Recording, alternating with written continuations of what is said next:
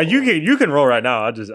Oh, we are. Okay. You had like a crazy hit and you got up and you did this celly like Do that. it with me, bro. Okay, perfect. Me and Jared ran a clean me game. I can't run that edge so clean. He would pop, pop, pop. I was like, end up on the ground. I was like, yeah, you got it, coach. You got it. That was crazy. That was bad ball. Yeah. What's everybody? This is Quentin Lake, your host. This is Right on Cue, presented by Bud Light. I got two of the most talented defensive linemen in the game. I got Kobie Turner and Braden Fiske. Welcome, guys. Yes, sir. Appreciate Appreciate you. it, man. Appreciate you guys for having me. How you guys feeling? Good? Yeah, Great. Blessed? life's good. Now, you guys, I would say, have, to be honest, one of the hardest jobs in the NFL. You guys have to do a lot. And it's not only the physical task, but it's the mental task too. But the question I have to ask you guys personally is, what is the hardest thing about being a defensive lineman in the NFL? And Kobie, I'm going to start with you. Dang, I got to go first. The hardest thing. I feel like nowadays they're starting to bring in more substitutions and having more of D-line by committee, but having to gear up mentally to be like, I'm going to play the run on first and second down. Like I got to play a double team. I hate like being on the backside of zone, the hardest block you'll ever get. And then third down, you got to have enough wind to still be able to go get after the passer like that. It's kind of tough. Yeah, that scoop block out the 2-eye. I mean, yeah, I agree with Kobe. Yeah, being a 3-down, guy, keeping that win. But shit, that scoop block all day. So talk about that. Like, what for people that don't really know football? Yeah. Talk about like what a scoop block is. Well, when you're lined up on the inside shoulder of the guard and that guard bumps you and the center comes around to scoop you and he gets on your outside shoulder and they're working up to the backer and you're trying to maintain that A gap while keeping hands on that guard while trying not to get overtaken by that center. That's a pain in the ass. What about like double teams though? That's like, so Similar. true double teams are not that hard. Really? Like if you know it's coming, that's the other thing is like, But what's being able what's to the put technique, the mental part. though? All right, so Is it drop the knee? you can drop the knee. That's the Puna Ford. Okay. So that's not in everybody's. Nah, That's not That's not in my game. repertoire. That's not my repertoire. I gotta get that knockback. Yeah. Okay. So you like you can thin it out a little bit if you like say the guard and tackle are double teaming you and you're lined up on the guard. The guard thinks that he's going to be the point guy and like setting it up, and the tackle thinks he's just going to be the bump guy. But say boom, then I step to the tackle. Now their roles are reversed and they're not ready for that, so the double team doesn't come off as hard. So those ones are a lot easier, especially when you know what's happening. Like if you don't know what's happening, like you'll get caught.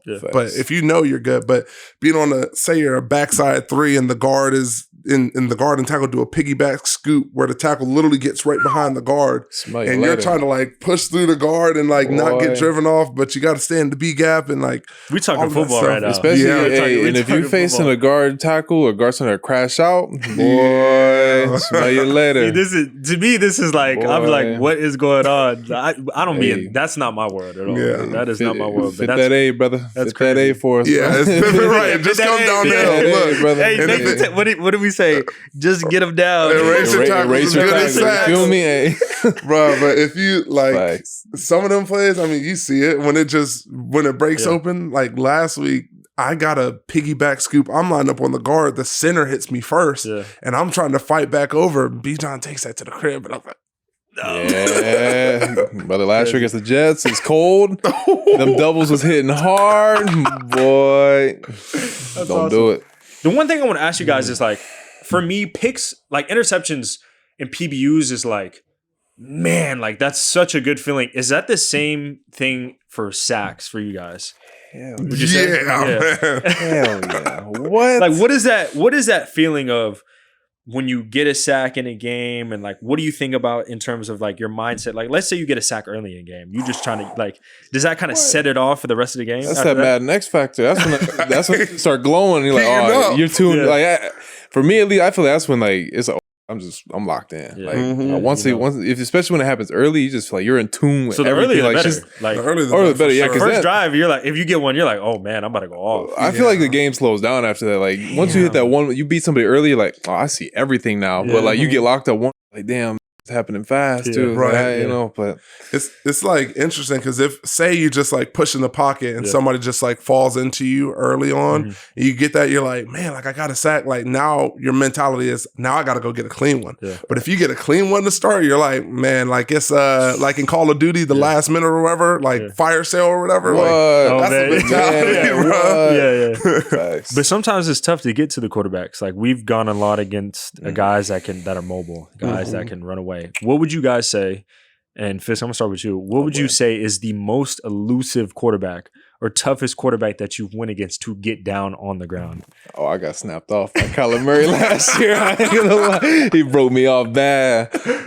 He's got for me. It's got to be Kyler. He broke me off bad on the me. Me and Jared ran a clean me game. I can't run that edge so clean. He would pop, pop. I was like, oh, end up on the ground. I was like, you got it, coach. You got it. That was crazy. That was crazy. That was bad ball. Yeah. What about you? Mine, I mean, cliche, like Lamar Jackson, for sure. Like the game in 2023, bro. Like I think about that last play where me and AD run the cleanest game and he drops back, probably 10, 15 yards, dots it up, wins the game, or forces it into overtime, whatever. That Joker is cold. He's shifty. But sometimes like the fast ones or the elusive ones, you can kind of trap them in and they go. Like sometimes facing a quarterback that's going to get the ball out quick is worse because the second you pop him in his face or whatever, now he's dirting it or now he's throwing it to whatever receiver he knows he has a check down. So it's a good balance. Sometimes I'd rather play a guy who thinks he's shiftier than he really is, and then you can get him down. But you guys love the statues. Oh, yeah. Yeah, you guys probably biting at the chomp for the statues. Yeah. The guys that are mobile, you're like, whoo. Especially when I hear a call that I know on the back end, all right, they're taking his first read away. Like the second I hear a call where y'all taking the first read away or say we're man-to-man coverage, I'm like, this is the op. Yeah. Like, gotta go, gotta fly. That's really cool. But you guys talked about sacks being amazing, an amazing feeling. I had one this year, and it is a great feeling. We were celebrating, doing a little dancey dance in London, but the one thing I would say is there one sack that was like, I will remember this sack for the rest of my career? Probably maybe my first one. It was against Caleb Williams. I didn't even celebrate because I didn't know I got the ball out. I like he fumbled it, and like it was sack fumble, and like they're going crazy. I'm like, that was me got a ball out because I didn't hit it with my hand. I hit it with my helmet. I didn't even like realize the ball popped out. So I guess that's like the most memorable one if I had to think of one. Yeah, and when I think about Brown's game. We're in a 2-minute drive to end it, and I close out with a sack. Was that the one where you set the? Was that the one where AD said he was going to give you a rollie? Yeah, that was the one where AD gave me the rollie. Yeah. Okay. So I broke 5 with the sack on the third down, and so I'm like, oh yeah, like I'm gonna get this rollie, like we cool. Then right after that, I get a half a sack combined with AD. Got the rollie, got a safety, and then like we go off skipping off the field. I never would have expected that, but I was like that's a moment that I'll for sure remember for the rest of my life. That's awesome. That's awesome. Now, the next question I got for you guys is, if our pass rush unit was a team of superheroes, what would everyone's individual powers be? And I'll do this. I'll make it easy. I'll do your power. You guys can say each of your powers, and then you guys can come to agreement what would be wise, and then what would be versus power. Versus Hulk and BY Flash. Yeah. Okay, that's good. So but what would you say in terms of yourself? I feel like I'm able to break guys down pretty well to the point where like on film study, like once I see it and once it comes to life, like it's over with. I almost... So you're like Mr. Fantastic. A little bit, right. Mr. Fantastic, I'm like a Donatello. I'm like a Iron Man. Yeah. I'd say Iron Man. Okay. That's right? Because he sees the picture, right? Yeah. He sees, and he has the smarts to then equip himself with whatever you need. Yeah. If I need a little swipe out, I'm going to bring a little swipe out. If I just need to get to my rip, I'm going to bring my little rip. Like, whatever the situation requires. Or Iron Man, Batman, Yeah. Batman, maybe. Okay. I'm not good on superheroes. People call me what's the Kingpin's superpower? Does he even have one? People call me a Kingpin. I don't even know what he does. Big. Yeah, he's just big. He's big as hell. All right, the villain, bro. Hey, I didn't know. It's all good. It's all good. But that's really cool. If there's one superhero that I would say for myself, I got one. Black Panther. Didn't you do a Black Panther Sully rookie year? Did I? I don't remember. That'd be I remember. I, was you know out what? there. I should do that though. When You I get should. back. What, I have what would actually. that I look have like? one. What's the? I don't. I, I have. afford I do this. have a Oh. yeah. I do have a celly though. I'm gonna do. That though. is fire. Like when I come back, it's gonna be like this. Oh yeah, that's Yeah. it. You be hating when I. Sorry, I'm not supposed to be asking questions, but No, when go you ahead. do No, it, when this you is- do a it's a selling, conversation. because I remember. All right, I remember Yeah. rookie year versus the Commanders. You had like a crazy hit, and you got up and you did this selly like Do it that. with me, No, bro. okay, perfect. I was just in the pictures too. I was in your picture, and I was like, I'm not I trying did- to have the picture of E getting smooth, and I'm over there like, when you got the sack against Tennessee. uh-huh. I was right there doing this too. Yeah, Like, no, I love that. Even like every time, bro. Like when you guys celebrate, I'd be in the back 50 yards down the field Yeah. celebrating too. Like it's fun, bro. So That's tough. but if I ever make a play, you celebrating, bro. I love that. Say that. The one thing I'll say too is we've been in a lot of high pressure moments, Mhm. 4th and shorts, 3rd and longs, or money down, stuff like that. What would you say between goal line defense or 3rd and long? Which is your favorite high pressure moment? You know, 3rd and long, bro. Easy. Run Yeah, that. that is a little That's a biased. layup. Because up front, bro, on 4th and short, where it's just crunch stick up front, like You're thinking about sack. Right. I mean, him and Puna and TD, like they do the dive head first. I'm a swim. I'm gonna let y'all. I'm sorry. I'm not getting my head crunch sticked under the pile. That is foul. that is pretty bad. I'll be the adjuster on the outside. And y'all that's crazy. There's nothing like the bottom of the pile when everyone takes 5 minutes to get up. Got an old lineman's knee in your back. Like, That's 3rd and long, easy. bad ball. This is the game's in your hands. Like you can, when it's 3rd and long, you look at the guys next to you, and we always like talk about like meet me there, beat me there, or meet me there, meet me there, or beat me there, Meet me there or beat me there. meet me there, Yeah, beat me there. yeah. And it's just like, this is like our moment. Like you got to like really earn that. Like goal line, like they made the big plays to be able to get in those situations. But 3rd and long, it's like, bro, I did the work on 1st and 2nd to be able to afford me this opportunity. Like I'm not missing it, you know? There is something to be said though about when it's like 4th and 1 and they're walking up to the line. It's like, let's go. Yeah. It's like run that.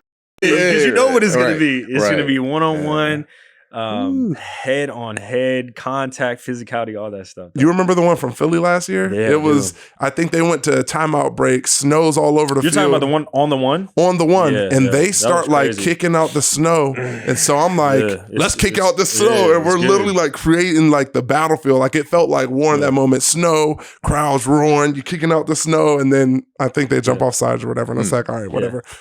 See, I would think like, it's interesting that you guys say kind of like 3rd and long, a little like, we don't do anything on those short yardage situations. It's like set hut and we're like looking, we're like, okay, cool. Did they stop him or they did not? We might jump on the pile out there, but it's not like we're really doing anything physical.